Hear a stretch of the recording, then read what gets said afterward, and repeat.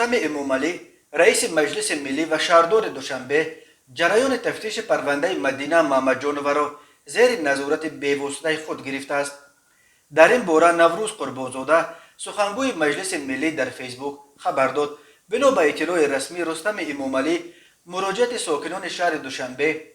علی موظفیه از طریق شبکه‌های اجتماعی در خصوص به دخترش محمد جان و مدینه از جانب شهروند دولت و عزیزه 25 آگوست سال 2021 برای شکنجه رسانیدن جراحت‌های جسمانی و در حالت وزنین به مؤسسه دولتی مرکز ملی طبی جمهوری شفابخش در حالت بیهوش آوردن او را مورد توجه قرار داد. نوروز قربانزاده نوشت قبلا مقامات حفظ حقوق در پی تفتیش این قضیه بر اساس قانون عفو گشودن پرونده جنایتی را در رابطه با این حادثه رد کردند، ولی رستم اموملی با انابت در شبکه‌های اجتماعی به میان آمدن افکار گوناگون با پروکراتور ژنرالی و وزارت کارهای داخله دستور داده